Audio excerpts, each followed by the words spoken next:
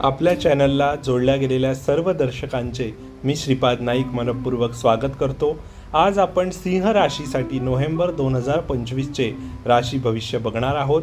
तर सिंह राशीसाठी नोव्हेंबर 2025 हा महिना कुठेतरी अनुकूल असण्याचे संकेत या महिन्यामध्ये मिळत आहेत। आतापर्यंत सिंह राशीवाले हे एकदम आयसोलेशन स्टेटमध्ये जगत आलेले आहेत। आतापर्यंतचा काळ आणि लागलेली शनीची ढैया, मार्चपासून लागलेली आपणास शनीची ढैया, यामुळे सिंह राशीसाठी थोडासा टफेस्ट काळ हा कधीचा सुरू आहे।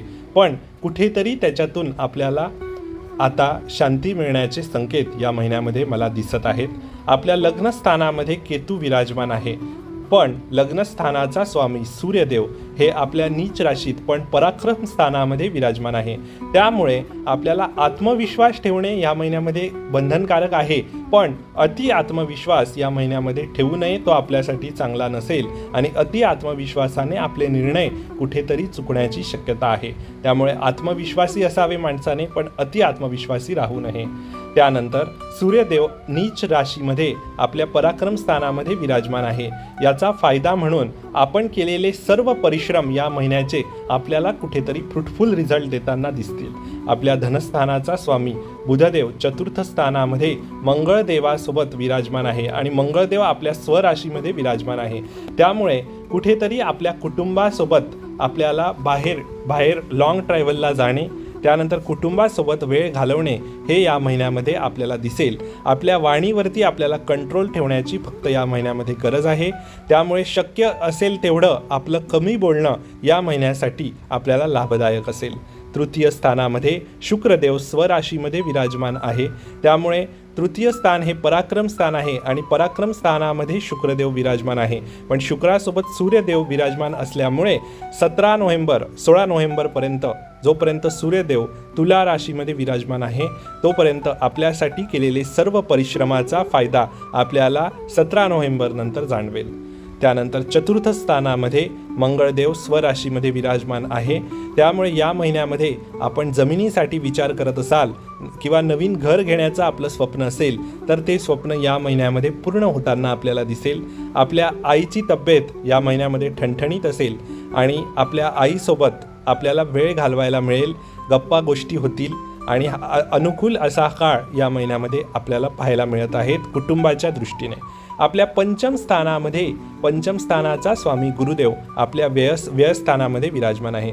त्यामुळे अभ्यासात कुठेतरी कंटाळा जाणवणं हे आपल्याला या महिन्यामध्ये सिंह राशीच्या विद्यार्थ्यांमध्ये पाहायला मिळेल, पण अभ्यासामध्ये केलेला कंटाळा हा आपल्याला लॉंग टर्मसाठी चांगले परिणाम देऊ शकणार नाही। त्यामुळे अभ्यासामध्ये मन एकाग्र करणं आणि मेडिटेशन करणं या महिन्यामध्ये आपल्याला बंधनकारक असेल। जितकं जास्त मेडिटेशन कराल तितकं जास्त तुमचं कॉन्सन्ट्रेशन या महिन्यामध्ये लागेल।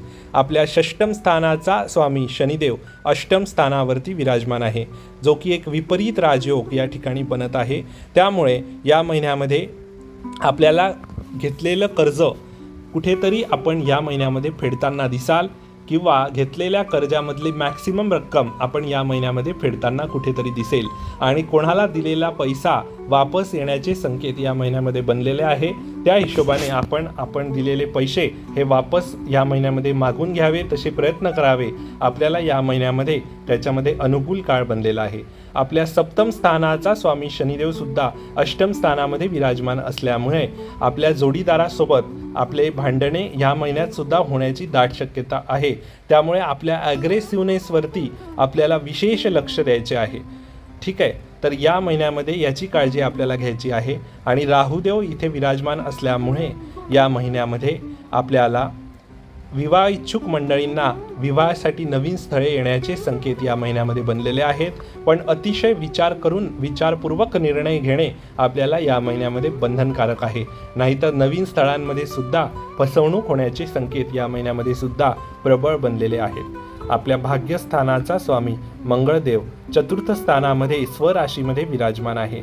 त्यामुळे भाग्यातून आपल्याला जमिनीची प्राप्ती किंवा आपल्याला मिळणाऱ्या गोष्टी ज्या आपल्याला वारसा हक्काने मिळणार असतील त्या गोष्टी आपल्याला या महिन्यात कुठेतरी मिळताना दिसतील।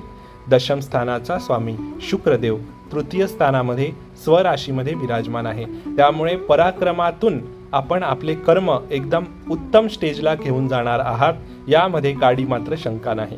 आपल्या एकादश स्थानाचा स्वामी बुधदेव हे चतुर्थ स्थानामध्ये विराजमान आहेत. त्यामुळे आपल्याला हव्या त्या गोष्टी या महिन्यामध्ये आपल्याला आपल्या डायरेक्शनने मिळवून घेता येतील, याची सुवर्ण संधी आपल्याला या महिन्यामध्ये बनलेली आहे. आणि व्ययस्थानामध्ये गुरुदेव उच्चीचे असल्याने व्ययस्थान आपल्यासाठी परदेश गमनासाठी चांगल्या संधी या महिन्यामध्ये उपलब्ध करून देता येईल. किंवा जे लहान विद्यार्थी जे अभ्यासासाठी कुठे आपलं गाव सोडून अभ्यासासाठी बाहेर गावी जाण्याचा प्रयत्न करत असतील, उच्च शिक्षणासाठी जे बाहेर प्रयत्न करत असतील, त्यांना चांगल्या संधी या महिन्यामध्ये बनतील. तर सिंह राशी नोव्हेंबर 2025चे राशी भविष्य डिटेलमध्ये मी इथे सांगितलेले आहे. या महिन्यासाठी शुभ दिवसांचा विचार केला असता 10, 11 आणि 12 नोव्हेंबर हे दिवस आपल्यासाठी शुभ आहेत आणि 24, 25 आणि 26 नोव्हेंबर हे दिवस आपल्यासाठी अशुभ असतील. त्यामुळे या दिवशी महत्त्वाची कामे करणे टाळावी. आणि शुभ रंग आपल्यासाठी आहे पोपटी आणि शुभ अंक 1 आपल्यासाठी या महिन्यामध्ये देण्यात येत आहे. त्या हिशोबाने आपली सर्व कामे आपण अवश्य आपल्या शुभ दिवसांमध्ये केलेली आपल्यासाठी अवश्य लाभदायक ठरतील. पुन्हा भेटूया पुढच्या व्हिडिओमध्ये कन्या राशी नोव्हेंबर 2025. Thank you so much.